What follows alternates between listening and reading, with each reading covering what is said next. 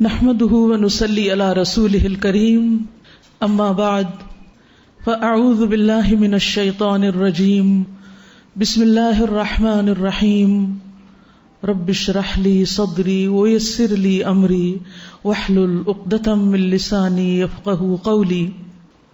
آج کی گفتگو کا موضوع رمضان اور تجدید ایمان ہے۔ رمضان اور تجدید ایمان یعنی رمضان اور ایمان کی تجدید۔ جیسا کہ نبی صلی اللہ علیہ وسلم نے فرمایا کہ ایمان بھی پرانا ہو جاتا ہے، یعنی جیسے کپڑا پرانا ہو جاتا ہے ایسے ایمان بھی پرانا ہو جاتا ہے۔ تو اس ایمان کو تازہ کرتے رہنے کی ضرورت ہوتی ہے، اس کی تجدید کرتے رہنے کی ضرورت ہوتی ہے، ایسی کوششوں کی ضرورت ہوتی ہے کہ جس سے ہم اپنے ایمان کو بڑھا سکیں۔ اور رمضان ایک بہترین موقع ہے کہ جس میں ہم اپنے ایمان کی تجدید کر سکتے ہیں۔ رمضان ایک ذریعہ ہے کہ جس سے ہم ایمان میں آگے جا سکتے ہیں، ایمان میں اضافہ کر سکتے ہیں۔ تو آئیے دیکھتے ہیں کہ رمضان کا ایمان کے ساتھ کیا تعلق ہے اور کس طرح ہم اپنے ایمان کے ساتھ رمضان میں داخل ہوں اور رمضان کی برکتوں اور رحمتوں سے خوب فائدہ اٹھا سکیں۔ تو سب سے پہلے رمضان کی تیاری ایمان کے ساتھ، رمضان کی تیاری ایمان کے ساتھ۔ قرآن مجید میں اللہ سبحانہ وتعالیٰ کا ارشاد ہے، یا ایھا الذین آمنوا کتب علیکم الصیام کما کتب علی الذین من قبلکم لعلکم تتقون۔ اے لوگو جو ایمان لائے ہو، تم پر روزہ رکھنا لکھ دیا گیا، فرض کر دیا گیا، جیسے ان لوگوں پر لکھا گیا جو تم سے پہلے تھے، تاکہ تم تقوی اختیار کرو۔ گویا رمضان کے روزے رکھنے کا مقصد کیا ہے کہ ہمارے اندر تقوی پیدا ہو۔ لیکن متقی کون ہوتا ہے؟ قرآن مجید کے آغاز میں ہی اللہ سبحانہ وتعالیٰ فرماتے ہیں، ذالک الکتاب لا ریب فیہ ھدی للمتقین۔ کون ہے متقین؟ الذین یؤمنون بالغیب۔ متقی وہ ہوتے ہیں جو غیب پر ایمان رکھتے ہیں۔ تو گویا تقوی اور ایمان کا گہرا تعلق ہے۔ جو متقی ہے اس کے اندر ایمان ہے، اور ایمان کے بغیر تقوی کا حصول نہیں۔ لہذا رمضان سے بھرپور فائدہ وہی اٹھا سکتا ہے جس کے اندر ایمان ہے۔ ایمان ہی کی وجہ سے رمضان کے روزے اور قیام کا اجر ملے گا۔ ابو ہریرہ رضی اللہ عنہ سے روایت ہے، رسول اللہ صلی اللہ علیہ وسلم نے فرمایا، من صام رمضان ایمانا واحتسابا غفر له ما تقدم من ذنبہ۔ جس شخص نے اپنے ایمان کی حالت میں ایمان کے ساتھ ثواب حاصل کرنے کے لیے رمضان کے روزے رکھے، اس کے پچھلے سارے گناہ معاف کر دیے جائیں گے۔ اور اسی طرح من یقم لیلۃ القدر ایمانا واحتسابا غفر له ما تقدم من ذنبہ۔ جو کوئی شب قدر میں ایمان کے ساتھ ثواب کی نیت سے قیام کرے گا تو اس کے بھی پچھلے سارے گناہ معاف کر دیے جائیں گے۔ تو روزہ دن کا اور قیام رات کا، قیام اللیل، ان دونوں کے لیے شرط کیا ہے؟ نمبر 1 ایمان کے ساتھ، اور نمبر 2 ثواب کی نیت سے، اللہ سے اجر پانے کے لیے، اپنا محاسبہ کرتے ہوئے، اللہ کی خاطر یہ کام کرتے ہوئے۔ تو انشاءاللہ جو شخص اس تیاری کے ساتھ رمضان میں داخل ہوگا، اس سوچ کے ساتھ، اس نیت کے ساتھ، وہ رمضان کے آخر میں تمام گناہوں سے پاک ہو کر نکلے گا۔ یہ ہمارے گناہ ہی ہوتے ہیں جو ہمارے لیے دنیا اور آخرت کی مشقتوں اور مصیبتوں کا سبب بنتے ہیں، اور خوش قسمت ہے وہ شخص کہ جس کے گناہ معاف ہو جائیں۔ اس کے لیے رمضان سے پہلے ایمان بڑھانا ضروری ہے، کیونکہ اگر ہم رمضان میں بغیر تیاری کے داخل ہو جائیں، اپنے ایمان کی تجدید نہ کریں، تو پھر رمضان کا بھی بھرپور فائدہ نہیں اٹھا سکتے، کیونکہ جس چیز کی تیاری نہ کی گئی ہو اس کام کو کرنے کے لیے پھر انسان جب وہ کام سر پہ آتا ہے تو وہ ہیپیزڈ طریقے سے اس کو کرتا ہے، اس سے پورا فائدہ نہیں اٹھا سکتا. رسول اللہ صلی اللہ علیہ وسلم نے ابن عباس سے کہا تھا کہ اے چھوٹے لڑکے، میں تمہیں چند کلمات سکھا رہا ہوں جن کے ذریعے اللہ تمہیں فائدہ دے گا. تم اللہ کے احکام کی حفاظت کرو، اللہ تمہاری حفاظت کرے گا. تم اللہ کی حفاظت کرو، تم اسے اپنے سامنے پاؤ گے. تم اسے خوشحالی میں یاد رکھو، وہ تمہیں تکلیف کے وقت یاد رکھے گا. تو مومن کے لیے دو حالتیں ہوتی ہیں، یا اس کی ایک حالت ہوتی ہے شدت کی، تکلیف کی، اور ایک ہوتی ہے رخا، خوشحالی کی، آسانی کے دن. رمضان کے علاوہ باقی سارے مہینے ہمارے لیے کیا ہیں؟ آسانی کے مہینے ہیں. ہم اس میں کھاتے ہیں، پیتے ہیں، اپنی مرضی سے سوتے جاگتے ہیں، آزاد زندگی بسر کر رہے ہوتے ہیں ایک حد تک. لیکن رمضان کے ساتھ ہی کچھ پابندیاں ہم پر آ جاتی ہیں. مخصوص وقت پر اٹھنا، اس وقت کھانا جب کھانے کو دل نہ چاہے، اس وقت جاگنا جب سونے کو دل چاہ رہا ہو. تو اپنی خواہشات کے خلاف انسان بہت کچھ کر رہا ہوتا ہے. تو اس صورت میں انسان اگر اپنے رب کو یاد رکھتا ہے عام دنوں میں تو رمضان اس کے لیے بڑا آسان ہو جاتا ہے. تو اگر آپ چاہتے ہیں کہ رمضان میں بھرپور طریقے سے اللہ کی عبادت کر سکیں اور رمضان آپ پر بھاری نہ ہو، آپ کے لیے مشکل نہ ہو، تو اس کی تیاری پھر ابھی سے شروع کر دیں. اور ایمان کی تازگی کے ساتھ، پورے یقین کے ساتھ، پوری محبت کے ساتھ، خوشی کے ساتھ، ایک جذبے کے ساتھ، ایک شوق کے ساتھ رمضان میں داخل ہوں. یعنی ایسا نہیں ہونا چاہیے کہ ہم دل میں پریشان ہوں، بڑی گرمی کے دن ہیں، لمبے دن ہیں، راتیں چھوٹی ہیں، بچوں کے ایگزامز ہیں، ہے کیا بنے گا کیا بنے گا. نہیں، اس پریشانی سے باہر آنے کی ضرورت ہے. اور جتنا جتنا ہمارا ایمان بڑھتا جائے گا اتنی ہی یہ پریشانی ختم ہوتی چلی جائے گی. ایمان تو ہمارے لیے ہمیشہ کی ضرورت ہے، لیکن بڑے کام کرنے کے لیے، مشکل کام کرنے کے لیے زیادہ ایمان کی ضرورت ہوتی، ایمانی قوت کی ضرورت ہوتی ہے، ایمانی جذبوں کی ضرورت ہوتی ہے. تو پھر مشکل سے مشکل ترین کام آسان ہو جاتا ہے. پھر انسان کے لیے تھوڑی سی نیند بھی کافی ہو جاتی ہے، انسان کے لیے بھوک پیاس برداشت کرنا بھی آسان ہو جاتی ہے. لیکن اگر اس کے برعکس رمضان سے پہلے ایمان میں کمی ہو تو رمضان میں نیک اعمال کرنا مشکل ہو جاتا ہے.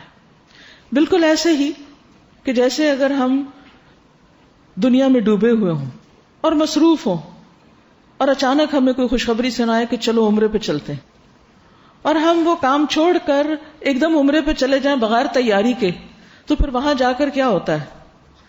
پھر وہاں جا کر طواف کرنا، بھاگ دوڑ کرنا، نمازیں پڑھنا، وہ ذرا مشکل کام ہو جاتا ہے. اور کئی لوگوں کو آپ نے دیکھا ہوگا کہ وہاں پر جا کر بھی انہیں توفیق نہیں ہوتی کہ 5 نمازیں مسجد میں ادا کریں.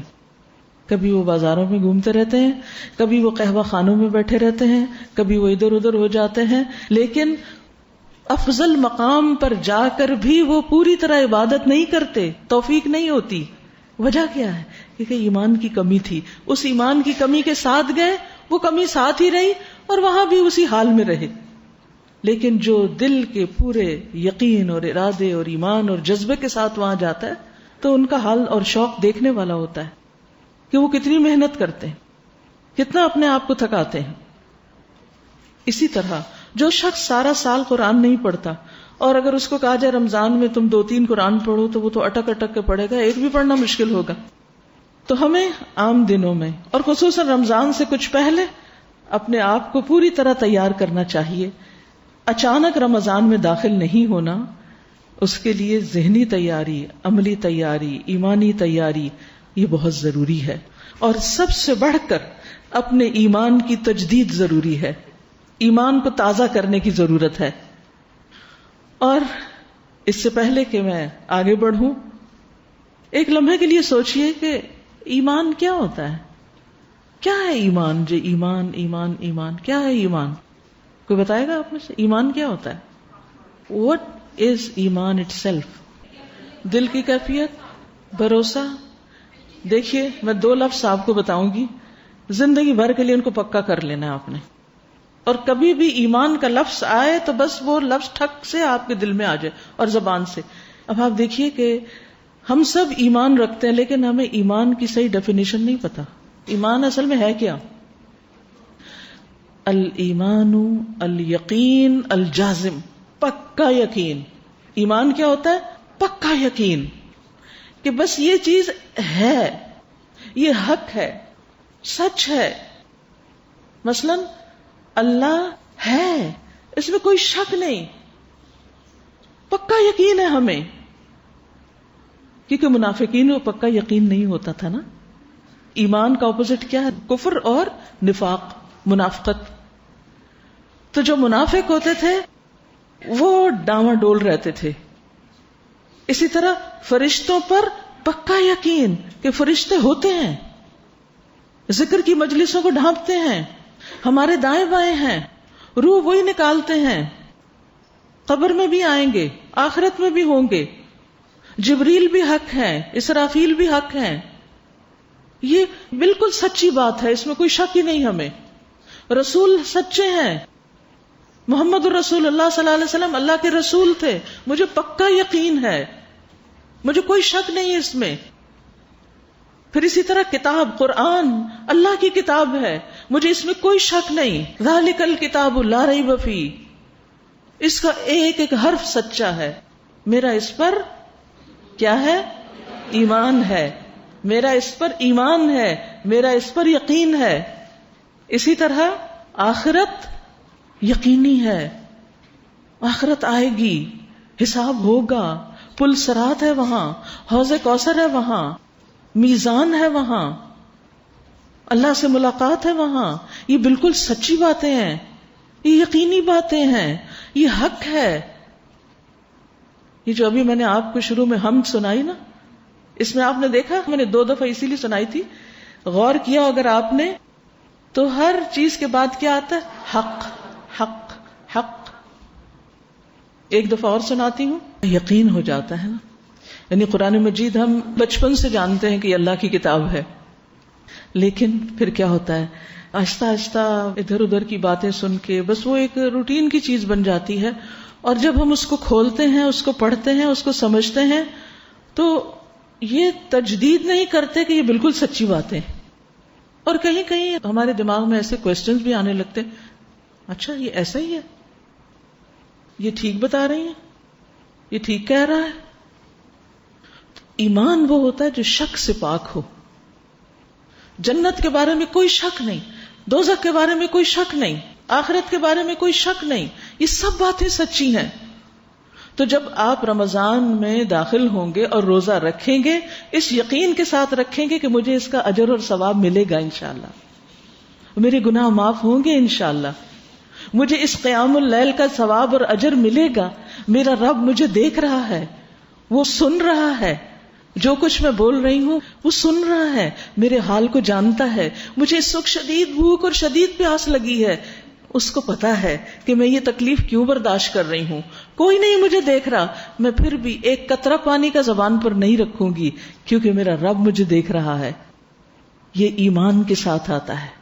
اور جب ایمان آتا ہے تو پھر توکل بھی آتا ہے، پھر محبت بھی اللہ کی آتی ہے، پھر انسان کو اللہ کے فیصلوں پر یقین کرنا، ان کی حکمتیں بھی سمجھ آنے لگتی ہیں، پھر تقدیر کے فیصلے قبول کرنا بھی آسان ہو جاتا ہے، پھر زندگی بے پر لطف ہو جاتی ہے، پھر انسان کے اندر صبر بھی آ جاتا ہے، شکر بھی آ جاتا ہے، اچھے اخلاق بھی آ جاتے ہیں، کیونکہ اچھے اخلاق کی بنیاد بھی ایمان ہے. ایمان تو ایک بیج کی طرح ہے جس سے وہ ساری خیر کا درخت پھوٹتا ہے، جس پر پھل پھول لگتے ہیں اور جس سے ساری نیکیوں کی مختلف برانچز نکلتی ہیں. جب تک یہ ایمان کا بیج مضبوط نہیں، اچھا نہیں، اس وقت تک وہ درخت بھی مضبوط نہیں ہو سکتا. تو یاد رکھیے کہ ایمان کیا ہے؟ الیقین الجازم، پکا یقین، شک سے پاک یقین ان ساری حقیقتوں پر جن کے بارے میں اللہ نے ہمیں بتا دیا. اور پھر اس ایمان کا تعلق سب سے پہلے دل سے ہوتا ہے. دل کے اندر ایک قرار پکڑ جاتا ہے، جڑ پکڑ جاتا ہے، اس کے اندر وہ جگہ بنا لیتا ہے جو کسی مشکل، کسی تکلیف، کسی درد، کسی دکھ، کسی آزمائش، کسی بھی وقت انسان سے وہ کم نہیں ہوتا، وہ اللہ تعالیٰ کے بارے میں ڈاؤٹ نہیں کرتا، وہ کیوں نہیں کہتا کہ اللہ تو نے میرے لیے کیوں کر دیا، وہ کیوں کر دیا. اسے یقین ہوتا ہے اللہ نے میرے لیے جو کچھ کیا وہ میرے حق میں اچھا ہی اچھا ہے. اور پھر جب یہ دل میں آتی ہے یہ کیفیت، اللہ کی محبت سے دل بھر جاتا ہے، تو پھر زبان اسی طرح بولتی ہے. لہذا ایمان کا تعلق صرف دل سے نہیں، اس کا تعلق زبان سے بھی، کہ پھر انسان کی زبان اور دل ایک ہو جاتا ہے. منافقوں کا کیا حال تھا کہ ان کی زبان تو کہتی تھی لا الہ الا اللہ، لیکن ان کا دل نہیں پورا مانتا تھا. اسی کو منافقت کہا جاتا ہے کہ جب دل ساتھ نہ دے زبان کا. اور پھر اس کا تعلق انسان کے اعمال سے بھی ہے، انسان کے اعضاء سے بھی ہے، اور یہ تینوں چیزیں مل کر ایمان کو مکمل کرتی ہیں. کچھ اعمال انسان کی زبان کے ہوتے ہیں جس سے ایمان بڑھتا یا گھٹتا ہے، یعنی دل کی کیفیت یا اچھی ہو جاتی ہے یا پھر ڈاؤن ہو جاتی ہے. کچھ کام ایسے ہوتے ہیں کہ جن کو کرنے سے انسان کا ایمان، دل کی حالت بہت بہترین ہو جاتی، اندر ایک عجب سا جذبہ اور جوش ہو جاتا ہے. اور کچھ کام ایسے ہوتے ہیں جو اللہ کی نافرمانی کے ہوتے ہیں جس کی وجہ سے انسان کے اندر ایک بے چینی اور ایک بے سکونی پیدا ہو جاتی ہے اور ایمان کمزور ہو جاتا ہے. لہذا انسان کو اپنے دل، اپنی زبان اور اپنے ارکان یعنی اپنے اعضاء، ان تینوں پر نظر رکھنی چاہیے. اور یاد رکھیے ایمان کی اصل جو ہے وہ علم ہے. قرآن مجید میں اللہ تعالیٰ فرماتے ہیں فَعْلَمْ أَنَّهُ لَا إِلَهَ إِلَّا اللَّهُ، جان لو، علم حاصل کرو، معلوم کرو کہ اللہ کے سوا کوئی عبادت کے لائق نہیں، وہی الہ ہے. تو ایمان معرفت سے آتا ہے، علم سے آتا ہے، جاننے سے آتا ہے، اور پھر انسان کے دل میں وہ قرار پکڑتا ہے، پھر اس کی تصدیق وہ بول کے کرتا ہے، اور پھر اس کے مطابق وہ اپنے عمل تبدیل کرنے، اس کی عملی زندگی میں چینج آتا ہے، اس کی ہر چیز تبدیل ہونے لگتی ہے. پھر اسی طرح انسان کے اندر محبت آتی ہے اللہ کے آگے عاجزی کی کیفیت پیدا ہوتی، وہ بے اختیار اللہ کے آگے جھکنے لگتا ہے، اس کو نماز سے محبت ہو جاتی، کیونکہ سجدے میں جا کر اس کو جو چین اور قرار اور سکون ملتا ہے وہ کسی اور جگہ نہیں ملتا. لہذا وہ خوش ہوتا ہے تو سجدے میں جاتا ہے، اسے کوئی تکلیف ہوتی ہے تو وہ سجدے میں جاتا ہے، وہ اللہ کے سامنے جھک جاتا ہے، اور وہ ہر حال میں اس کی اطاعت اور تابعداری کرتا ہے، ظاہری طور پر بھی باطنی طور پر بھی. اس کا ظاہر بھی اللہ کی مرضی کے مطابق ہوتا ہے اور اس کا باطن بھی لوگوں کے سامنے بھی اللہ کی مرضی کے کام کرتا ہے، اور چھپ کر بھی وہ صرف اللہ کی رضا کے کام کرتا ہے. اور پھر صرف وہ ان سب چیزوں کو اپنے تک نہیں رکھتا، وہ لوگوں کو بھی اس کی دعوت دیتا ہے، وہ اپنے بچوں کو بھی اس طرف لاتا ہے، وہ اپنے خاندان کو بھی اس طرف لاتا ہے، وہ اپنے اور دوستوں اور رشتہ داروں کو بھی اس طرف لاتا ہے. اور پھر وہ ہر چیز میں اپنا ایک معیار بناتا ہے، ایک کرائیٹیریا بناتا ہے، اور وہ کیا ہے کہ میرے لیے بہترین رول ماڈل رسول اللہ صلی اللہ علیہ وسلم ہے. وہ اپنی زندگی کے چھوٹے سے چھوٹے اور بڑے سے بڑے کام کے لیے سنت رسول صلی اللہ علیہ وسلم کی پیروی کرتا ہے، اور پھر نیکی کی توفیق بھی اللہ سے مانگتا ہے، اور اپنا ہر معاملہ اللہ کے سپرد کر دیتا ہے، اور ہر حال میں وہ اللہ کو یاد کرتا ہے. یہ ساری ایمان کی کیفیات ہوتی ہیں، اور ایمان کے مختلف درجے ہوتے ہیں.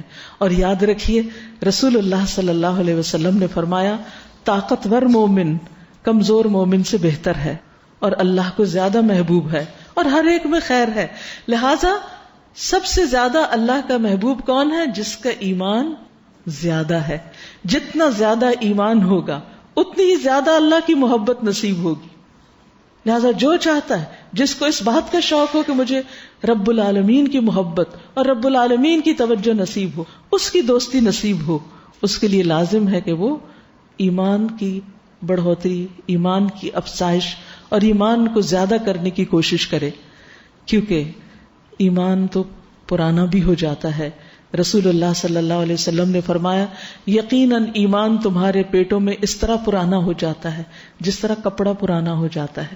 یعنی کپڑا پہن پہن کے کیا ہوتا ہے؟ پرانا ہو جاتا ہے، اس کا رنگ خراب ہو جاتا ہے، پھیکا پڑ جاتا ہے، اس کے ریشے ادھڑنے لگتے ہیں، وہ پھٹ جاتا ہے. یہی حال ایمان کا ہوتا ہے. ہمارے گناہ اور ہماری غلطیاں اور ہماری اللہ کی ناراضگی کے کام ہمارے ایمان کو کمزور کر دیتے ہیں. اور جب ایمان کمزور ہوتا ہے تو انسان پھر نیکی میں پیچھے سے پیچھے جانے لگتا ہے، اس کی ہمت جواب دینے لگتی. جیسے فزیکلی انسان کمزور ہوتا ہے تو پھر اس سے کوئی کام نہیں ہوتا، کسی چیز میں انٹرسٹ نہیں رہتا. کبھی آپ نے ایکسپیرینس کیا ہوگا کہ مثلاً آپ بیمار ہو گئے ہیں یا کوئی بھی آپ کے اوپر کمزوری کی کیفیت آئی ہے، تو آپ نے محسوس کیا ہوگا کہ نہ کھانے میں ذائقہ ہے، نہ پہننا اچھا لگتا ہے.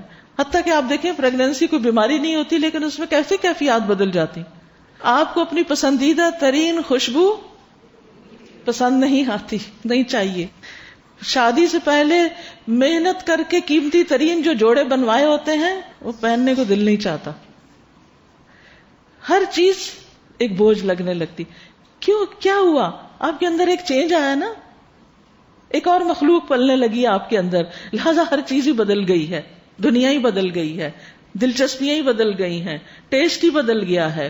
اسی طرح جب انسان کے اندر ایمان کی وجہ منافقت آنے لگتی ہے نا، تو وہ جو ایمانی کیفیات ہوتی ہیں وہ سب تبدیل ہو جاتی ہیں.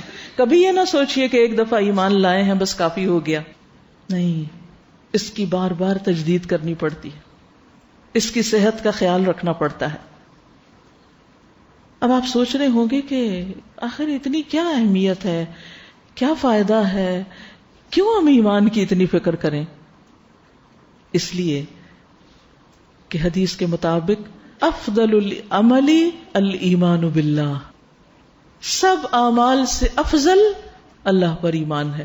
اور پھر اس کا درجہ ہے، جتنا زیادہ ایمان اتنا آپ کا عمل افضل.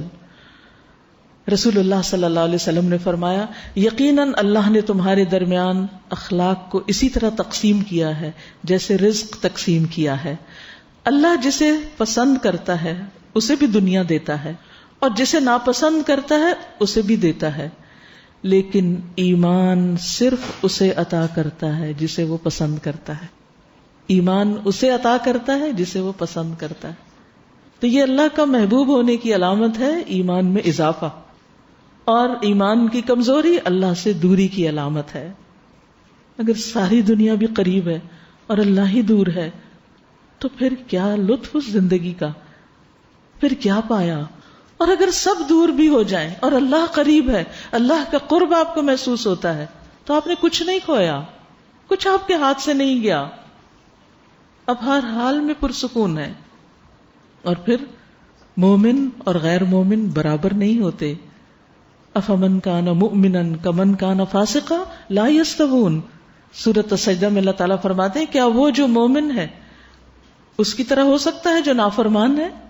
دونوں برابر نہیں ہو سکتے. پھر آپ دیکھیے کہ ایمان ایک ایسی چیز ہے جو دل میں سجائی جاتی ہے، یعنی دل خوبصورت ہو جاتا ہے. یعنی ایمان کی پہچان کیا ہے، یعنی ایمان کا فائدہ کیا ہے؟ دل کی خوبصورتی، دل کی رونق، دل کی خوشی، دل کا قرار، چین.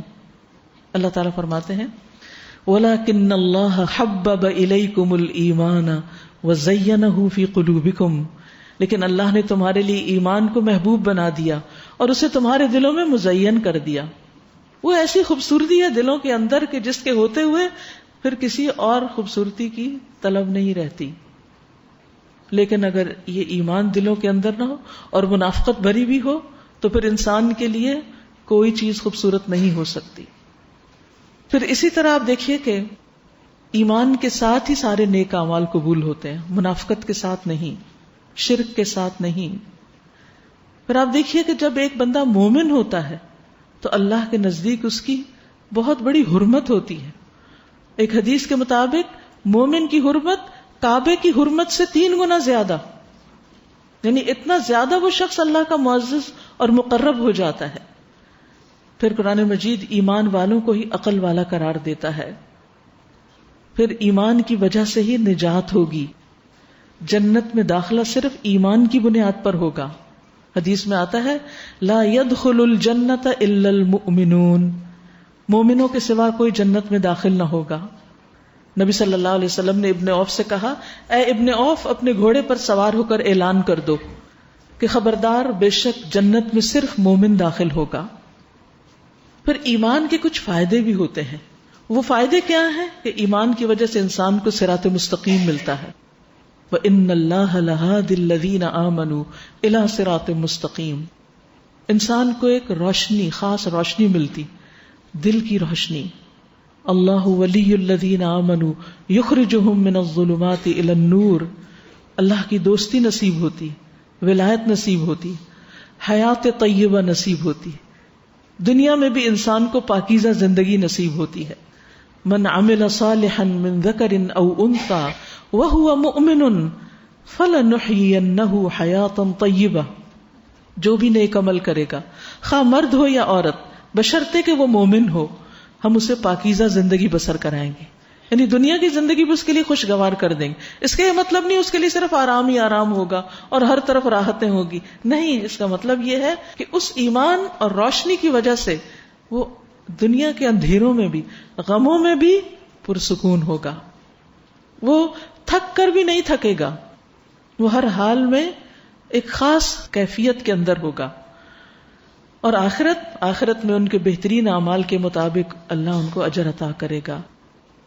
پھر اسی طرح دنیا اور آخرت میں سہولت ایمان ہی کی وجہ سے، ثابت قدمی ایمان ہی کی وجہ سے. یثبت اللہ الذین آمنوا بالقول الثابت فی الحیات الدنیا وفی الآخرہ. یعنی ایمان ہوتا ہے تو انسان کو نیک اعمال پر استقامت نصیب ہوتی، اور پھر جب انسان فوت ہوگا، قبر میں اس کا سوال ہوگا، حساب کتاب ہوگا، اس وقت بھی ثابت قدمی ایمان کی وجہ سے نصیب ہوگی، اور اگر منافقت ہوئی تو نصیب نہ ہوگی. پھر اسی طرح آپ دیکھیے کہ جو لوگ کہتے ہیں اللہ ہمارا رب ہے، ان پر فرشتے نازل ہوتے. اللہ سبحانہ وتعالیٰ کے علاوہ فرشتوں کی دوستی نصیب ہوتی ہے، اللہ کے نبیوں کی دوستی نصیب ہوگی. رسول اللہ صلی اللہ علیہ وسلم نے فرمایا ہر نبی کا دوسرے انبیاء میں سے کوئی نہ کوئی ولی ہوا ہے، اور ان میں میرے ولی میرے والد میرے رب عز و جل کے خلیل ابراہیم علیہ السلام ہے. اور پھر آپ نے تلاوت کی ان اول الناس بابراہیم الذین اتبعوہ وہذا النبی والذین آمنوا. تو نبی علیہ السلام کے علاوہ ایمان والوں کو بھی انبیاء کی دوستی نصیب ہوگی. پھر اسی طرح دنیا اور آخرت میں ان کے لیے خوشخبریاں ہیں.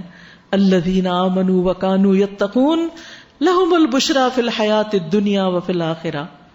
پھر اللہ سبحانہ وتعالیٰ کا فضل نصیب ہوتا ہے، بلندیاں نصیب ہوتی ہیں. ولا تہنوا ولا تحزنوا وانتم الاعلون ان کنتم مؤمنین.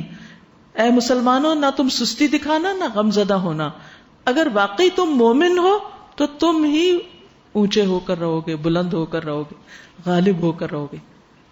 تو دنیا میں بھی مسلمانوں کو غلبہ اور عزت ایمان کے ساتھ ہی مل سکتا ہے. پھر اسی طرح وَلِلَّهِ الْعِزَّةُ وَلِرَسُولِهِ وَلِلْمُؤْمِنِينَ وَلَكِنَّ الْمُنَافِقِينَ لَا يَعْلَمُونَ. پھر بندوں کی محبت بھی نصیب ہوتی ہے. یعنی ہمیں یہ ڈر ہوتا ہے نا کہ اگر ہم ایمان اور عمل صالح اور نیک کام کرنے کی طرف آ گئے تو شاید پھر لوگ ہم سے چھٹ جائیں گے. نہیں، اللہ سبحانہ وتعالی بندوں کی محبت بھی دیتا ہے. سورۃ مریم میں اللہ تعالیٰ فرماتے ہیں ان الذین آمنوا وعملوا الصالحات سیجعل لهم الرحمن ودا.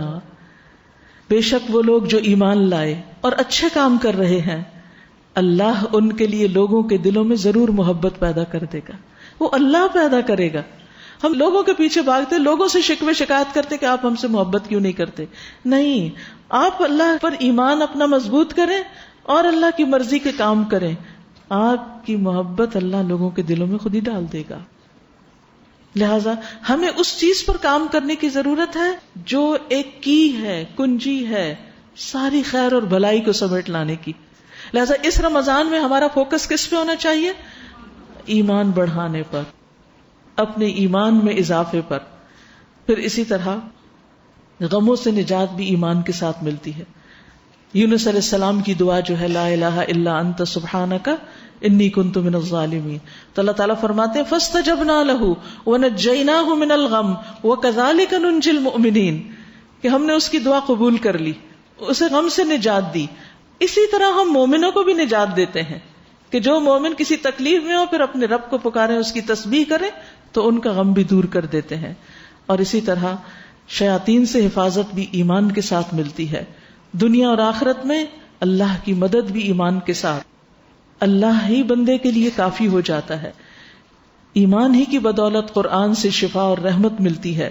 وَنُنَزِّلُ مِنَ الْقُرْآنِ مَا هُوَ شِفَاءٌ وَرَحْمَةٌ لِّلْمُؤْمِنِينَ، اور ہم اتارتے ہیں قرآن میں سے جو شفا اور رحمت ہے، کس کے لیے؟ مومنوں کے لیے. پھر اسی طرح دنیا سے رخصت ہوتے وقت جب مومن کو موت آنے لگتی ہے، سنن النسائی کی روایت ہے، جب مومن کو موت آنے لگتی ہے تو رحمت کے فرشتے سفید ریشمی لباس لے کر اس کے پاس آتے ہیں. کیسا لباس لاتے؟ سفید ریشمی. ہمارا کفن ہوتا ہے کس رنگ کا؟ سفید، لیکن سوتی، ریشمی نہیں ہوتا. لیکن روح کے لیے جو کفن آتا ہے، مومن کی روح کے لیے وہ ریشمی ہوتا ہے. اور کہتے ہیں اے مومن روح نکل آ، تو اللہ سے راضی، اللہ تجھ سے راضی. اے مومن روح تو نکل آ، تو اللہ سے راضی، اللہ تجھ سے راضی، اور اللہ کی رحمت اور مہربانی کی طرف چلو.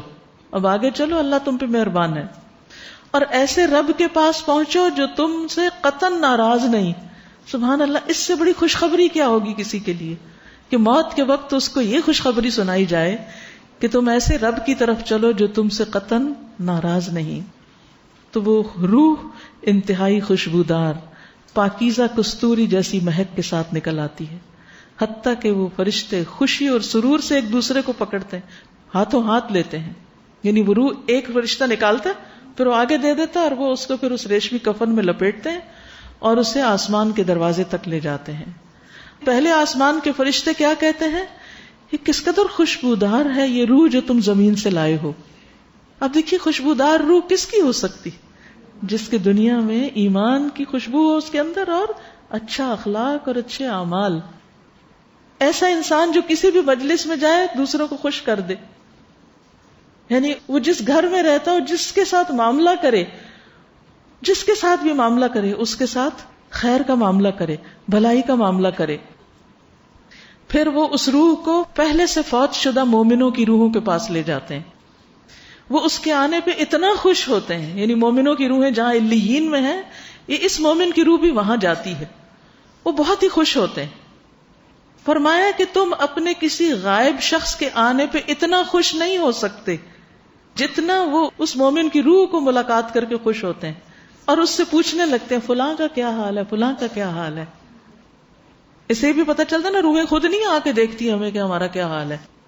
جو یہاں سے فوت ہو کے جاتے ہیں اور اگر ان کی ملاقات ہو جائے تو وہ ان سے پوچھتی ہیں فلاں کے سال میں، فلاں کے سال میں. پھر وہ آپس میں کہتے ہیں اسے چھوڑ دو، یہ دنیا کے غم اور فکر میں تھا. یعنی ابھی اس سے اتنے سوال نہ کرو، اتنی باتیں نہ پوچھو، ذرا اس کو آرام کرنے دو. جب وہ روح کہتی ہے کیا وہ تمہارے پاس نہیں آیا، وہ تو کب کا مر چکا ہے، وہ نہیں آیا، تو وہ کہتے ہیں اسے اس کی ماں حاویہ یعنی جہنم کے ٹھکانے کی طرف لے جایا گیا. تو اگر انسان منافقت کی حالت میں دنیا سے جائے، یا کفر کی حالت میں، یا شرک کی حالت میں، تو پھر ایسے شخص کے پاس جب موت آتی ہے تو عذاب کے فرشتے گندا بدبودار ٹاٹ یعنی بوری کی طرح کی چیز اس کے پاس لاتے ہیں. غصے سے کہتے ہیں نکل ادھر، تو بھی ناراض، تیرا رب بھی ناراض. یعنی تم رب سے ناراض رہے، شکوے شکایتیں کرتے رہے، اور رب بھی تجھ سے ناراض رہا، چل اللہ کے عذاب کی طرف. وہ انتہائی بدبودار مردار لاش کے بھپوکے کے ساتھ اس کے جسم سے نکلتی ہے، حتیٰ کہ وہ اسے زمین کے دروازے پہ لے جاتے ہیں اور کہتے ہیں کس قدر بدبودار ہے، حتیٰ کہ وہ اسے پہلے سے مرے ہوئے ایسے ہی لوگوں کی روحوں کے ساتھ جا کے ملا دیتے ہیں. دنیا میں بھی ویسی کمپنی اور وہاں بھی ایسی ہی، آخری انجام بھی ویسا ہے. تو اب آپ دیکھیے کہ ایمان کی وجہ سے، اور ایمان صرف ایمان نہیں، وہ دل میں پکا یقین اور وہ لذت اور وہ اللہ کی محبت اور وہ اللہ سبحانہ و تعالیٰ کی رضا کی فکر جس کے ساتھ مومن دنیا میں جیتا ہے، تو جب وہ مرتا ہے تو اس کو فوراً خوشخبری مل جاتی ہے کہ تو اس فکر میں تھا نا کہ تیرا رب تجھ سے راضی ہو جائے، تو ہر کام اس لیے کرتا تھا کہ تیرا رب تجھ سے راضی، آج وہ تجھ سے راضی ہو گیا. مومن دنیا میں اللہ سے راضی رہتا ہے. دیکھیے فرشتے آ کے کیا کہتے ہیں، تو اللہ سے راضی، اللہ تجھ سے راضی. لیکن یہ رضا کب آتی ہے؟ جب ایمان مضبوط ہوتا ہے. پھر اسی طرح جب مومن کا جب جسم قبر میں جاتا ہے تو پھر فرشتہ آتا ہے، پھر اس سے سوال کرتا ہے، اور جو مومن روح ہوتی ہے اس کے ساتھ خوبصورت معاملہ کیا جاتا ہے. اس کی قبر میں سبز باغیچہ ہوتا ہے. اس کی قبر کو 70 ہاتھ کشادہ کر دیا جاتا ہے. اسے 14ویں رات کے چاند کی طرح روشن کر دیا جاتا ہے. یعنی سبزہ بھی ہے، روشنی بھی ہے، اور اس کے لیے امن ہی امن ہے. جنت کی طرف سے کھڑکی کھول دی جاتی ہے. اس طرح مومن اپنے قبر کے ٹھکانے میں بھی پرسکون رہتا ہے اپنے ایمان کی وجہ سے. لہذا یہ ایمان بڑی قیمتی چیز ہے. اس کو نیچے نہیں جانے دینا چاہیے، یہ اوپر ہی رہے، اس کا لیول کم نہ ہو. آپ دیکھیں کہ اگر ہمارا ہیموگلوبن کم ہو جاتی ہے تو ہم کتنے فکر مند ہو جاتے ہیں. تو پھر فوراً کیا کرتے ہیں؟ مختلف ایسی غذائیں کھانے لگتے ہیں، ایسی دوا کھاتے ہیں کہ جس سے ہمارا وہ لیول اپ ہو جائے. تو جب ایمان میں کمزوری آنے لگے تو کیا کرنا چاہیے؟ وہ کام شروع کر دینے چاہیے کہ جس سے ایمان بڑھتا جائے. اور رمضان بہترین موقع آ رہا ہے کہ جس سے ایمان میں اضافہ ہو سکتا ہے. اور اس ایمان کی تازگی کے ساتھ اگر رمضان میں داخل ہوں گے تو اور بھی زیادہ اضافہ ہوگا. پھر اسی طرح یہ کہ انسان کے اعمال محفوظ ہو جاتے ہیں. ایمان والوں کی کوششوں کی قدر کی جاتی ہے. وَمَنْ أَرَادَ الْآخِرَةَ وَسَعَى لَهَا سَعْيَهَا وَهُوَ مُؤْمِنٌ فَأُولَئِكَ كَانَ سَعْيُهُمْ مَشْكُورًا. تو آئندہ دنوں میں جو آپ بھاگ دوڑ کرنے والے ہیں، ادھر دورہ قرآن پہ جا رہے ہیں، ادھر روزہ رکھا ہوا ہے، ادھر غریبوں میں صدقہ خیرات کے لیے جا رہے ہیں، ادھر رات کو نمازوں کے لیے جا رہے ہیں، یہ ساری بھاگ دوڑ کس کے لیے؟ اللہ کے لیے. تو جو شخص اللہ کی خاطر یہ سب کرتا ہے تو اللہ سبحانہ وتعالیٰ اس کی ناقدری نہیں کرتے. فرمایا اولئک کان سعیہم مشکورا، ایسے لوگوں کی کوششوں کی قدر کی جاتی. اینڈ آف دا ڈے یہ سوچنے کی ضرورت نہیں پتہ نہیں کوئی فائدہ ہوا کہ نہیں. اللہ کا وعدہ ہے، اگر اللہ کے لیے کر رہے ہو تو فائدہ ہے اس میں. فرمایا فمن یعمل من الصالحات وهو مؤمن فلا کفران لسعیہ وإنا لہ کاتبون. جو شخص کوئی نیک اعمال کرے اور وہ مومن ہو تو اس کی کوشش کی ناقدری نہ ہوگی. اللہ ناقدری نہیں کرے گا. ایک آیت میں کیا فرمایا بنی اسرائیل کی کہ اللہ سبحانہ وتعالیٰ ایسے لوگوں کی کوششوں کی قدردانی کریں گے. فَأُولَئِكَ كَانَ سَعْيُهُمْ مَشْكُورًا. اور پھر اگر شیطان دل میں وسوسہ ڈالے، مایوسی آنے لگے، تو یاد رکھیں فَلَا كُفْرَانَ لِسَعْيِهِ وَإِنَّا لَهُ كَاتِبُونَ. اور ہم اس کو لکھ رہے ہیں. اللہ ایک ایک چیز لکھوا رہا ہے فرشتوں کے ذریعے. اور پھر ایسے لوگوں کے لیے کبھی نہ ختم ہونے والا اجر اور اللہ کی بخشش اور رضامندی اور گناہوں کا بھی نیکیوں سے بدل جانا توبہ کی وجہ سے، کیونکہ رمضان توبہ کا بھی ایک بہترین موقع ہے. اور پھر جنت میں درجات کا بلند ہونا. سورۃ طٰہٰ میں اللہ تعالیٰ فرماتے ہیں وَمَن يَأْتِهِ مُؤْمِنًا قَدْ عَمِلَ الصَّالِحَاتِ فَأُولَئِكَ لَهُمُ الدَّرَجَاتُ الْعُلَىٰ. اور جو اس کے پاس مومن بن کر آئے گا، ایمان کے ساتھ اللہ سے ملاقات کرے گا اور اس نے اچھے کام بھی کیے ہوں گے، تو یہی لوگ ہیں جن کے لیے سب سے بلند درجے ہیں. دنیا میں آپ دیکھیے کہ ہمیں درجوں اور سٹیٹس کی بلندی کی کتنی فکر ہوتی ہے.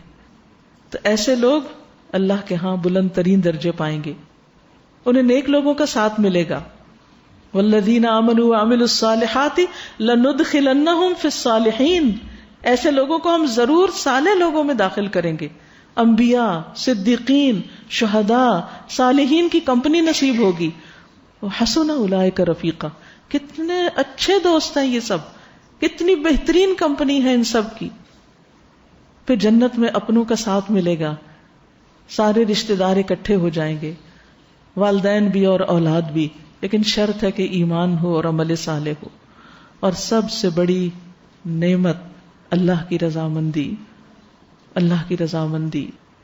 وعد اللہ المؤمنین والمؤمنات جنات تجری من تحتها الانہار خالدین فیہا ومساکن طیبۃ فی جنات عدن ورضوان من اللہ اکبر ذلک هو الفوز العظیم. اللہ نے مومن مردوں اور مومن عورتوں سے، عورتوں کا بھی ذکر خاص طور پر کیا گیا، مومن مردوں اور مومن عورتوں سے ایسے باغوں کا وعدہ کیا ہے جن میں نہریں جاری ہیں، ان میں وہ ہمیشہ رہیں گے. نیز ہمیشگی کے باغات میں پاکیزہ قیام گاہیں، اور اللہ کی رضامندی تو ان سب چیزوں سے بڑھ کر ہوگی. یہی بہت بڑی کامیابی ہے. یہ ہے اصل کامیابی جس کے لیے ہمیں رمضان میں کوشش کرنی ہے.